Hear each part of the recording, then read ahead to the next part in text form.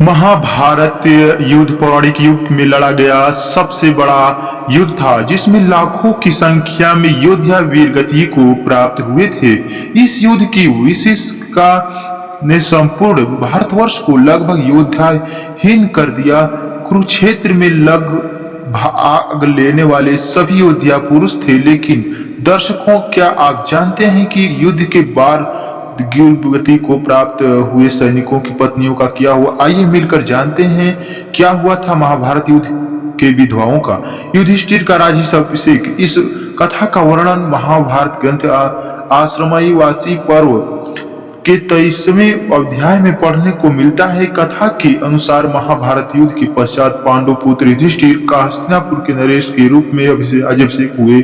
उसके पश्चात 5 पांडव राजकाज के साथ अपने ज्येष्ठ पिता धृतराष्ट्र, बड़ी मां गांधारी और माता कुंती की दिन रात सेवा किया करते थे। पांडवों को इस सेवा के धृतराष्ट्र, गांधारी और धीरे अपने पुत्रों के शोक से बाहर आ गए। इसके तहत 15 वर्ष समय बीत गया। तब धृतराष्ट्र और युधिष्ठिर से कहा बातों को सुनकर युधिष्ठिर दुखी हो गए, परंतु विदुर के समझने पर उन्होंने धृतराष्ट्र सहित गांधारी, माता कुंती और विदुरी को वन जाने की आज्ञा दी। उसके अगले दिन धृतराष्ट्र, गांधारी, कुंती, विदुर, संजय सन्यासी एक रूप साधारण वन को प्रस्थान कर गए। पांडवों का अपनी माता से मिलना।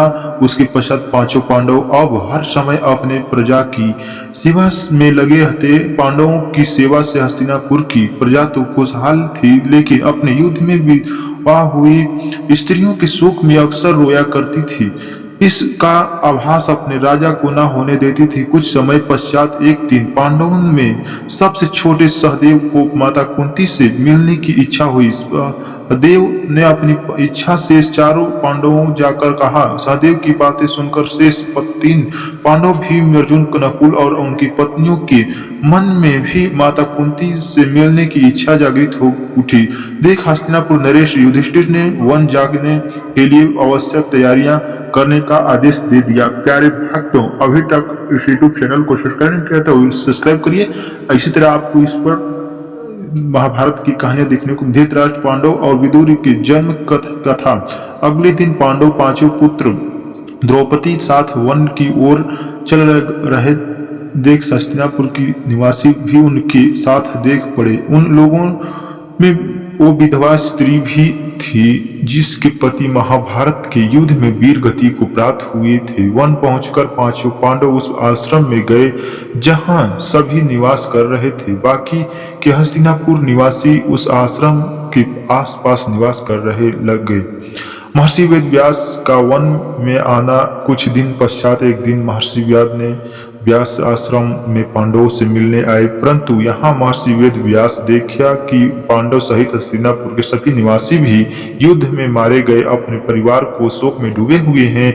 यह देख महर्षि व्यास ने अब कहा कि लोग युद्ध वीर गति को प्राप्त अपने परिजनों मत करिए, वे सभी स्वर्ग या फिर दूसरे लोकों में को सुखी और पूर्व निवास कर रहे हैं। ये सभी अपने अपने लोकों में अति प्रसन्न हुए, परंतु महर्षि वेद व्यास के उन कथाओं से भी उन लोगों को शोक हुआ। कहीं गई बातें पर विश्वास नहीं हो रहा था। आज रात में आप सभी को अपने परिजनों से मिलाऊंगा। यह सुन पांडवों सहित सभी के चेहरे पर हंसी खुश मुस्कान भर आई। प्यारी व्यास का विधवाओं के सामना जिस आश्रम के आसपास सभी निवास कर रहे थे, वहां गंगा नदी के तट पर स्थित था। शाम को सूर्यास्त होने के से पहले महर्षि व्यास जी लेकर गंगा के तट पर पहुंचे। फिर सूर्यास्त के बाद उन्होंने अपने तपोबल से वहां भारत युद्ध में मारे गए सभी योद्धाओं आह्वान किया। महर्षि व्यास आह्वान से सभी योद्धा एक एक कर गंगा जल से बाहर निकलने लगे। अपने मृत परिजनों को अपनी सामान खड़ा देख पांडव सहित हस्तिनापुर के सभी निवासी खुश हो गए।